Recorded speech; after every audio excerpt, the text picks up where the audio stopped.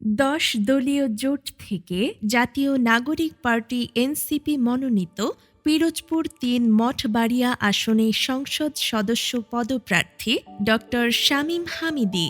তিনি একাধারে একজন শিক্ষাবিদ, সমাজবিজ্ঞানী, গবেষক, রাজনৈতিক সাধক এবং জুলাই গণ অভ্যুত্থানের সক্রিয় মুখ। দীর্ঘদিন ধরে শিক্ষা, গবেষণা, নৈতিক রাজনীতি ও মানবিক উন্নয়ন নিয়ে তিনি নিরলসভাবে কাজ করে যাচ্ছেন। বর্তমানে তিনি ঢাকা ইন্টারন্যাশনাল ইউনিভার্সিটির ডেভেলপমেন্ট স্টাডিজ বিভাগের চেয়ারম্যান এবং ইউনিভার্সিটি টিচার্স ফোরাম ইউটিএফ এর সদস্য সচিব হিসেবে দায়িত্ব পালন করছেন। তার জন্ম ও বেড়ে ওঠা পিরোজপুর জেলার মঠবাড়িয়ার ঐতিহাসিক সাফা বন্দরের এক আলোকিত ও সংস্কৃতি মনস্ক পরিবারে, যেখানে শিক্ষা, নৈতিকতা ও সেবাবোধই ছিল জীবনের মূল আদর্শ। ডাক্তার শামীম হামিদীর পিতা শহীদুল্লাহ হামিদী একজন শিক্ষক ও ব্যবসায়ী, যিনি একজন ইমাম হিসেবেও সমাজে নৈতিক শিক্ষা ও মানবিক মূল্যবোধের চর্চা করেছেন। তার দাদা আব্দুল হাকিম হামিদী ছিলেন সাফা মাধ্যমিক বিদ্যালয়ের শিক্ষক এবং সাফা কেন্দ্রীয় জামে মসজিদের ইমাম, যিনি এলাকায় ইমাম সাহেব হুজুর নামে সর্বাধিক শ্রদ্ধার আসনে প্রতিষ্ঠিত ছিলেন। এই শিক্ষামূলক ও ধর্মভীরু পরিবেশেই ডক্টর শামীম হামিদীর শৈশব, কৈশোর কেটেছে তার প্রিয় মাতৃভূমি মঠবাড়িয়ায়। স্থানীয় মানুষের জীবন, সংগ্রাম, নদী নির্ভর সমাজ এবং উপকূলীয় বাস্তবতা তার মধ্যে গড়ে তোলে মানবিকতা, সামাজিক দায়িত্ববোধ ও নেতৃত্বের পথ চলার বীজ।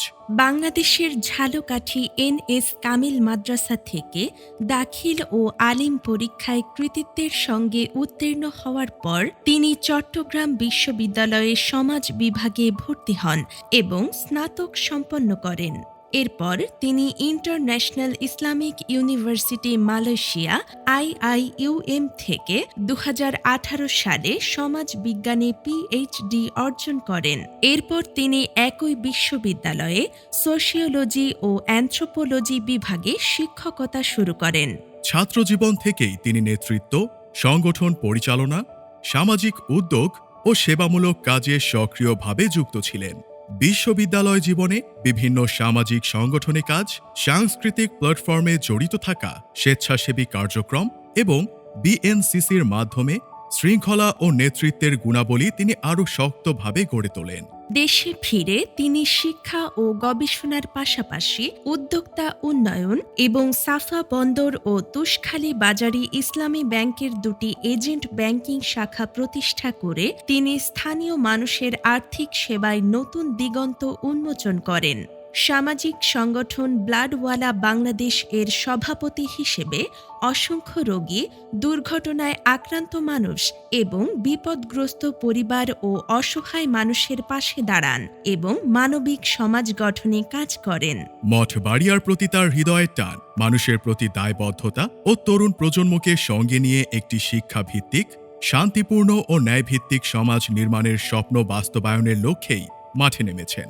তিনি বিশ্বাস করেন মঠবাড়িয়ার উন্নয়ন হবে সৎ নেতৃত্ব, আধুনিক শিক্ষা, কর্মসংস্থান, মাদকমুক্ত সমাজ ও সেবামুখী প্রশাসনের ভিত্তিতে।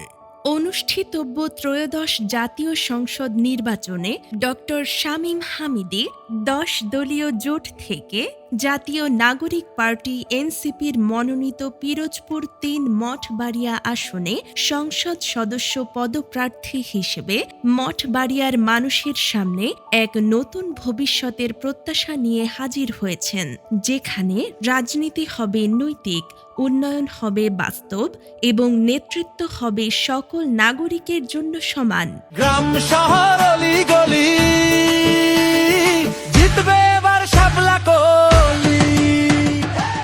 গ্রাম শহর অলিগলি জিতবে এবার শাপলা কলি।